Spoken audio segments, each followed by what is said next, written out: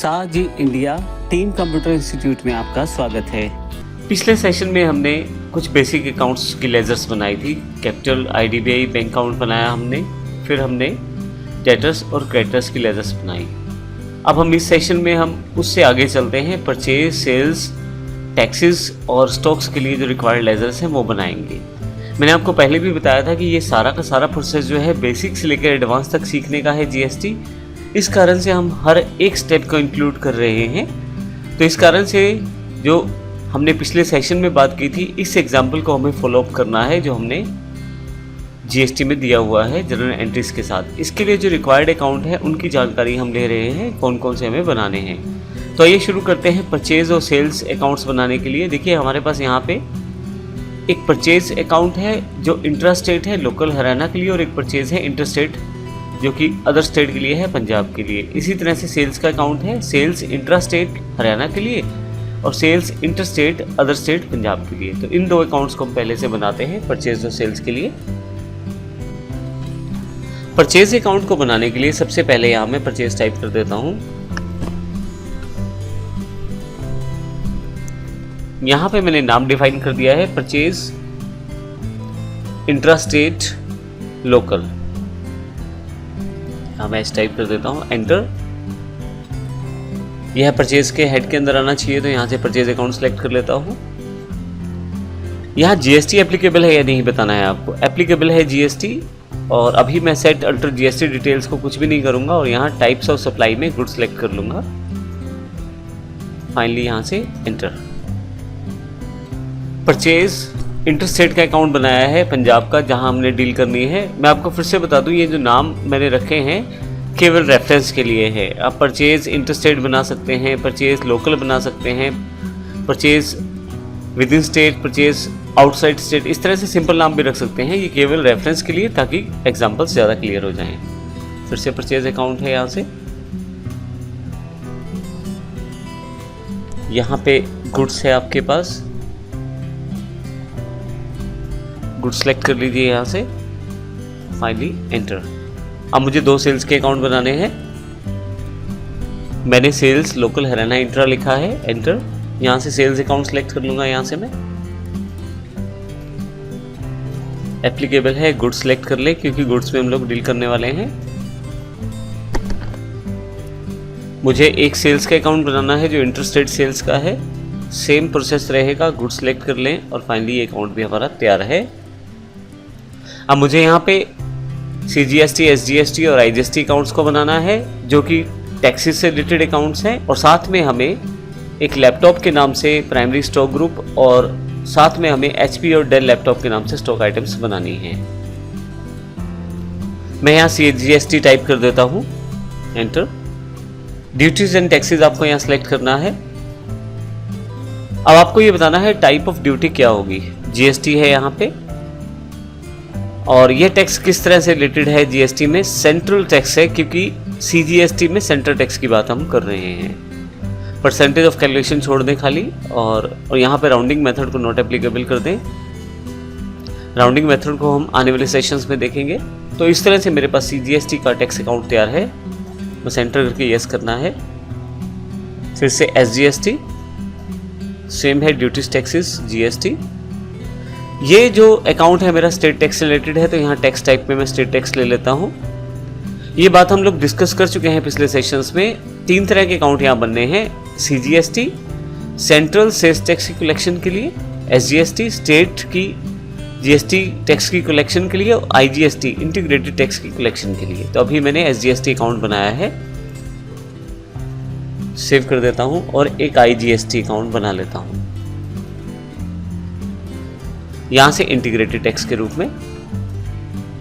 मैं आपको ये भी बता दूं यहाँ पे कि मैंने अभी कॉमन लेजर्स का प्रयोग किया है। अगले सेशन में मैं एक और एग्जांपल लेने वाला हूँ, जिसमें मैं डिफरेंट लेजर यूज़ करने वाला हूँ, इनपुट के लिए अलग से और आउटपुट के लिए अलग से। इनपुट का अर्थ परचेज में जो आपने टैक्स पे किया है उसको इनपुट टैक्स बोलेंगे, और जो आपने आउटपुट टैक्स अर्थात जो सेल से टैक्स कलेक्ट किया है वो आउटपुट टैक्स कहलाएगा। इसको भी हम नेक्स्ट सेक्शन में देखेंगे। अभी मैंने कॉमन लेजर्स सिर्फ 3 लेजर्स बनाई हैं, CGST, IGST और SGST। अब मुझे यहाँ पे 2 अकाउंट और बनाने हैं, एक लैपटॉप के लिए और एक स्टॉक आइटम्स के लिए। लैपटॉप जो है वो प्राइमरी स्टॉक ग्रुप है और स्टॉक आइटम्स में हम 2 अकाउंट्स बनाने वाले हैं, HP और डेल के लैपटॉप्स के लिए। तो ये देखते हैं किस प्रकार से इनकी एंट्री भी करेंगे। यहाँ पे गेटवे ऑफ टैली में इन्वेंट्री इन्फो का ऑप्शन मेरे पास पहले से उपलब्ध है मास्टर्स के अंतर्गत। अब ध्यान रखिएगा, यदि आपके पास ये ऑप्शन नहीं आ रहा तो आप फीचर्स पे चले जाएं, यहाँ से इन्वेंट्री फीचर्स पे चले जाएं और यहाँ से इंटीग्रेट अकाउंट्स एंड इन्वेंट्री आपके पास यस होना चाहिए। अगर यस नहीं है तो इसे आप यस कर लें, उसके पश्चात आपके पास ये ऑप्शन अवेलेबल हो जाएगा। अब यहाँ इन्वेंट्री इन्फो पर जाकर मैं सबसे पहले एक स्टॉक ग्रुप बना लेता हूँ,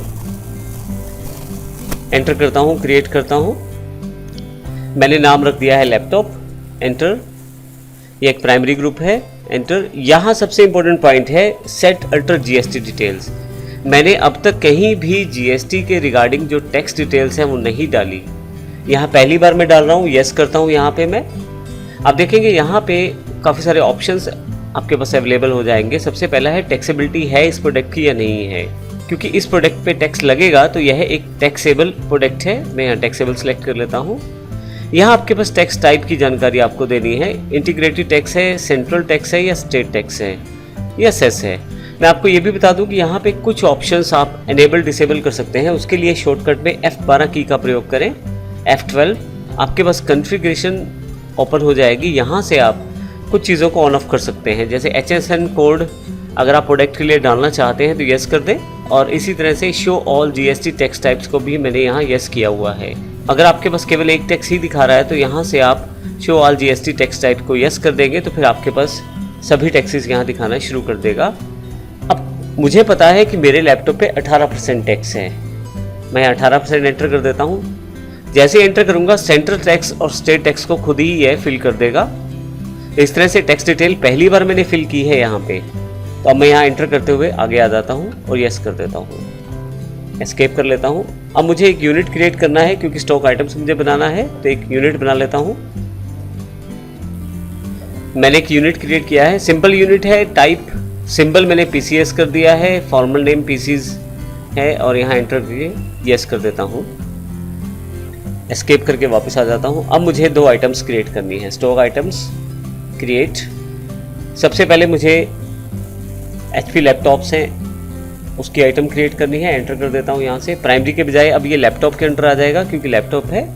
यूनिट में PCs आ जाएगा, GST एप्लीकेबल है। अभी यहाँ पे कोई भी GST डिटेल्स मुझे एंटर नहीं करनी है। और फाइनली यहाँ से गुड सेलेक्ट करके मैं सबमिट कर देता हूँ। इसी तरह से डेल लैपटॉप की भी एक आइटम बना लेता हूँ मैं। सेम जो चीज़ें हैं उसी तरह से रहेंगी। GST एप्लीकेबल है, सेट अल्टर डिटेल्स अभी नो है, गुड्स है और फाइनली ये मेरे पास अकाउंट्स मेरे रेडी हो चुके हैं। अब मैं यहाँ से एस्केप कर लेता हूँ और यदि मैं यहाँ से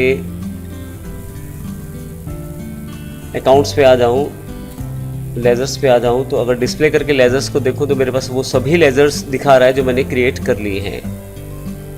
इसके अलावा मैंने एक लैपटॉप का ग्रुप भी क्रिएट किया है और 2 लैपटॉप्स के आइटम्स के अकाउंट भी क्रिएट किए हैं। तो इस तरह से इस सेशन में हमने सभी अकाउंट्स बना लिए हैं।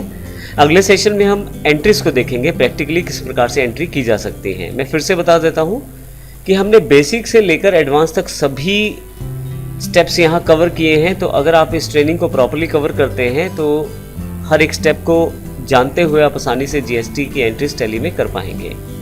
धन्यवाद।